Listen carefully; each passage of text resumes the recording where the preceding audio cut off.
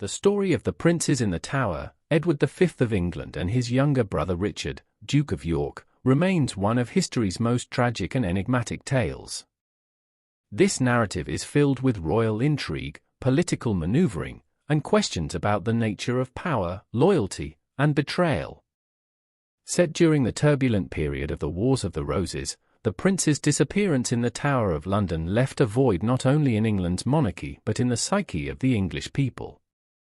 The debate over their fates endures, sparking endless speculation and historical analysis. This essay delves into the historical background, examines the theories surrounding their mysterious fate, and considers the broader implications of their story on the understanding of medieval power dynamics and succession crises. The historical context of the Princes in the Tower.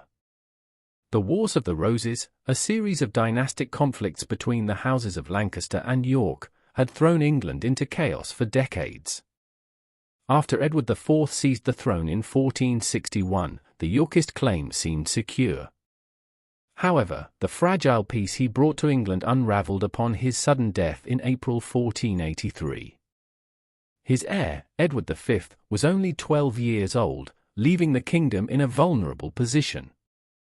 In such circumstances, the young king's uncle, Richard, Duke of Gloucester, became Lord Protector to oversee his nephew's guardianship and governance. Soon after Edward IV's death, however, suspicions grew around Richard's intentions. The young Edward V and his brother Richard were lodged in the Tower of London, ostensibly for their protection before Edward's coronation. However, they were never seen publicly again after the summer of 1483. By June, Richard, Duke of Gloucester, had been crowned Richard III, claiming the throne for himself. Allegations emerged suggesting that the princes were illegitimate, rendering Edward ineligible for kingship. This narrative provided Richard with a legitimate pathway to the throne, albeit one mired in controversy and suspicion. Richard III, the chief suspect.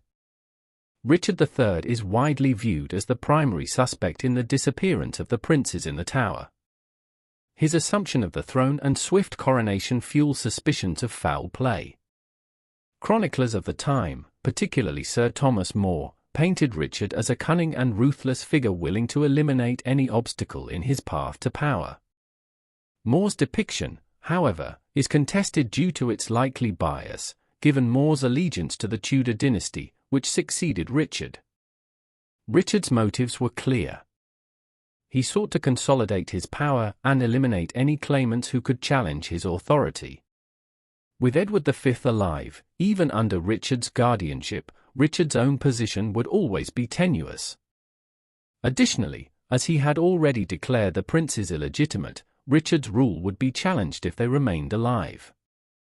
The implication is that Richard had the means, motive, and opportunity to dispose of the princes. Nevertheless, no conclusive evidence exists to definitively link Richard to their deaths. Henry Stafford, Duke of Buckingham, a plausible alternative. Another prominent figure implicated in the disappearance is Henry Stafford, Duke of Buckingham. Buckingham was a close ally of Richard III, playing a significant role in the machinations that led to Richard's ascension. He also benefited from Richard's rise, receiving substantial lands and titles in exchange for his support. Buckingham's ambitions, however, extended beyond his initial loyalty to Richard.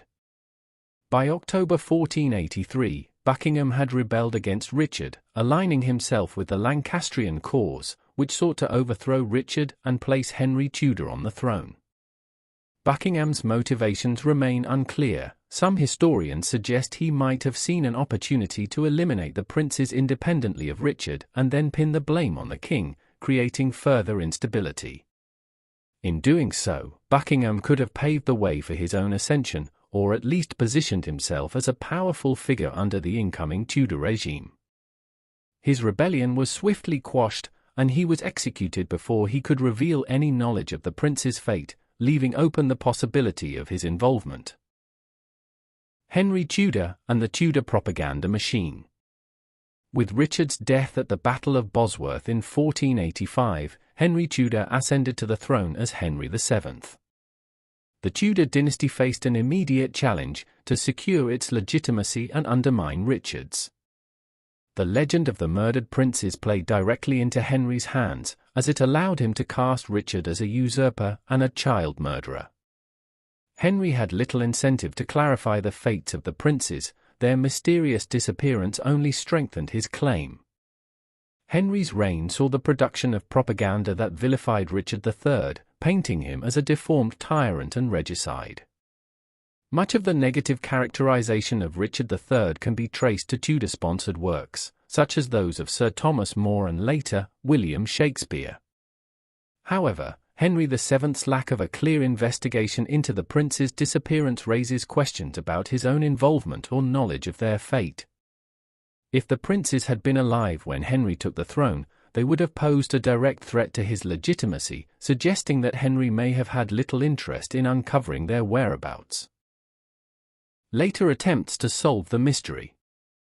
The mystery of the princes in the Tower has captivated historians, writers, and the general public for centuries. In 1674, nearly 2 centuries after their disappearance, workers renovating the Tower of London uncovered 2 small skeletons buried under a staircase. These remains were reinterred in Westminster Abbey, where they rest today, and were long assumed to be those of Edward V and his brother. However, scientific analysis of the bones has been limited, and conclusive identification remains elusive. Modern historians have suggested that the skeletons could belong to other individuals, leaving open the question of their true identities. Several historians and writers have attempted to solve the mystery through research and analysis. The 20th-century historian Josephine Tay argued in her book The Daughter of Time that Richard III was innocent and that the princes may have survived or been killed by another party.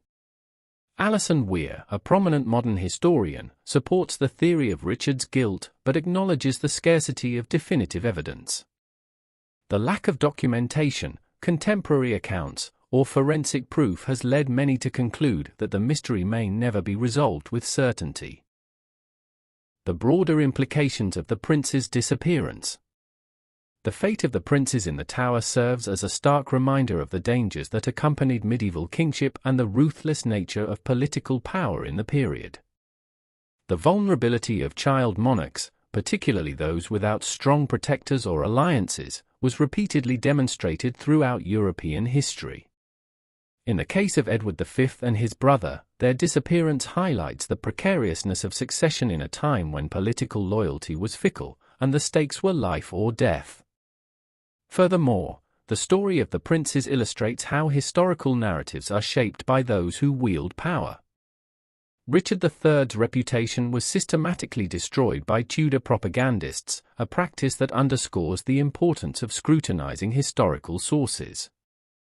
This manipulation of narrative served as a lesson in the construction of public perception, laying a foundation for future political propaganda. Conclusion. The tragic tale of the princes in the Tower remains one of history's most enduring mysteries. Their story, filled with familial betrayal, political ambition, and royal intrigue, encapsulates the brutal nature of medieval politics. The figures who surrounded the young princes, Richard III, Buckingham, and Henry Tudor, each had their own motivations, leaving historians to speculate on who bore responsibility for their untimely end. While no definitive evidence has emerged to solve the mystery, the impact of their disappearance on English history and the legacy of Richard III is undeniable. The prince's fate remains an unsolved puzzle, a reminder of the perils of monarchy, and a tale that continues to intrigue scholars and the public alike. The princes in the Tower stand as symbols of innocence caught in the crossfire of ambition, their tragedy forever woven into the fabric of English history. Don't forget to like, comment, and subscribe to Medieval Chronicles 1066 for more captivating insights into medieval history. Until next time, stay curious.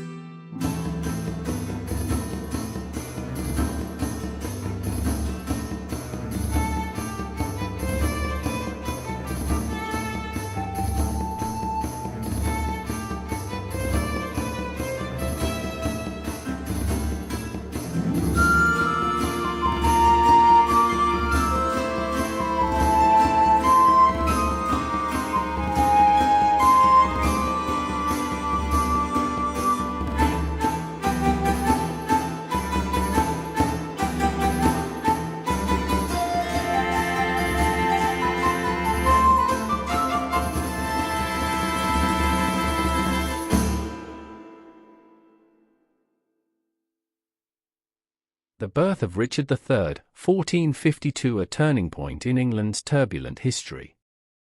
On October 2, 1452, Richard III was born at Fotheringhay Castle in Northamptonshire, England. The youngest son of Richard Plantagenet, Duke of York, and Cecily Neville, Richard's arrival into a high-ranking aristocratic family placed him at the heart of one of England's most contentious periods, the Wars of the Roses. His birth would ultimately set the stage for a short yet significant reign as King of England and leave a lasting impact on the country's historical narrative. Early life and family dynamics. Richard's early years were shaped by the complex political dynamics of the Wars of the Roses, a civil conflict between the houses of Lancaster and York, both vying for control of the English throne. His father, Richard, Duke of York, was a claimant to the throne through his descent from Edward III. The Duke's struggle for power against the Lancastrian King Henry VI and his powerful queen, Margaret of Anjou, would eventually lead to war. Richard's family was distinguished and powerful. His mother, Cecily Neville, was known as the Rose of Raby due to her aristocratic lineage and influence. She was the daughter of Ralph Neville, 1st Earl of Westmoreland, and Joan Beaufort, the granddaughter of John of Gaunt, Duke of Lancaster, the 4th son of Edward III. This lineage tied Richard not only to the Yorkist cause but also to the broader Plantagenet dynasty, giving him a profound claim to the throne. During his childhood, Richard would witness the rise and fall of his father's political fortunes. The Yorkist cause was initially successful, but the tides of war were ever-changing. The First Battle of St. Albans in 1455 marked the start of the armed conflict between the Yorkists and Lancastrians, and Richard's life would be intertwined with this conflict from the very beginning. The impact of the Wars of the Roses. The Wars of the Roses profoundly influenced Richard's upbringing. Following his father's death at the Battle of Wakefield in 1460, Richard was sent to the Low Countries for safety, along with his brother George. While their eldest brother Edward assumed leadership of the Yorkist cause and later became King Edward IV in 1461, Richard's exile would shape his character, giving him a unique perspective on loyalty, power, and betrayal. Edward IV's eventual triumph against the Lancastrians enabled Richard's return to England. The Yorkist victory established a sense of stability, and Richard, as the younger brother of the king, began to receive titles and lands. He was created Duke of Gloucester in 1461 and was inducted into the Order of the Garter, England's most prestigious chivalric order. Edward IV's reign allowed Richard to develop his skills as a military commander and politician, proving himself a capable and loyal supporter of his brother's rule. Rise to power and the princes in the Tower. Richard's path to kingship, however, was neither straightforward nor uncontroversial. After the death of Edward IV in April 1483, the succession of his 12-year-old son, Edward V, was complicated by factional struggles within the court. Richard, who had been appointed Lord Protector, quickly moved to consolidate his power. He arrested the young king's maternal relatives, the Woodvilles, and assumed control of Edward V and his younger brother, Richard, Duke of York. In a dramatic series of events, Richard declared the marriage of Edward IV and Elizabeth Woodville invalid, rendering their children illegitimate. This declaration paved the way for Richard to claim the throne, and he was crowned Richard III on July 6, 1483.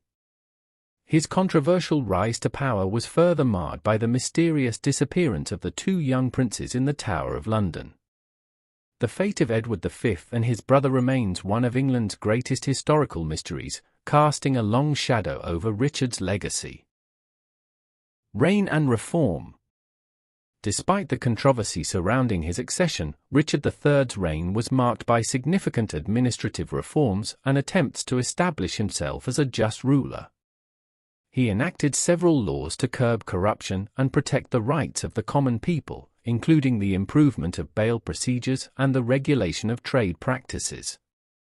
Richard's reforms were aimed at strengthening the administration of justice and addressing grievances that had been neglected during Edward IV's reign. Richard also sought to establish his authority and legitimacy through diplomatic and military means. He maintained England's position in France and sought alliances with Scotland and Brittany. His brief reign, however, was constantly threatened by unrest, particularly from supporters of the Lancastrian cause and disaffected Yorkists. The Battle of Bosworth and Richard's death. Richard's downfall came at the Battle of Bosworth Field on August 22, 1485. His opponent, Henry Tudor, later crowned Henry VII, had a tenuous claim to the throne through his mother, Margaret Beaufort. However, his victory was secured by strategic alliances and defections from Richard's supporters. Notably, Lord Stanley, who had initially pledged support to Richard, switched sides during the battle, decisively turning the tide against the king.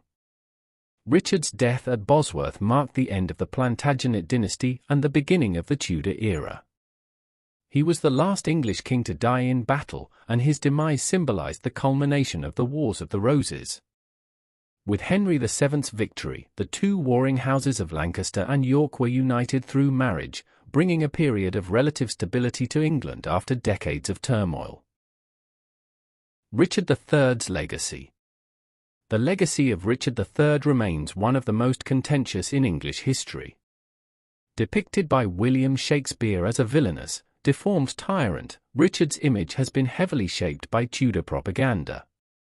However, recent re-evaluations of his life and reign suggest a more nuanced figure, one who was shaped by the brutal realities of his time, yet sought to establish a fair and effective rule. The discovery of Richard III's remains in 2012 beneath a car park in Leicester reignited public interest in his life and reign. His reburial in 2015 at Leicester Cathedral was attended by thousands, reflecting the enduring fascination with his story. Richard's life, from his birth in 1452 to his death at Bosworth, continues to captivate historians and the public alike, serving as a poignant reminder of the complexities of power, loyalty, and ambition in medieval England. In conclusion, the birth of Richard III in 1452 heralded the arrival of a monarch whose life and reign would be marked by controversy and conflict. His legacy, shaped by both historical events and cultural portrayals, remains a subject of intense debate, illustrating the enduring impact of his short but eventful rule on England's history. Thanks for listening. Like and comment. And please subscribe, as that will help us get more videos out to those interested in the Middle Ages. See you next time on Medieval Chronicles 1066. Stay curious.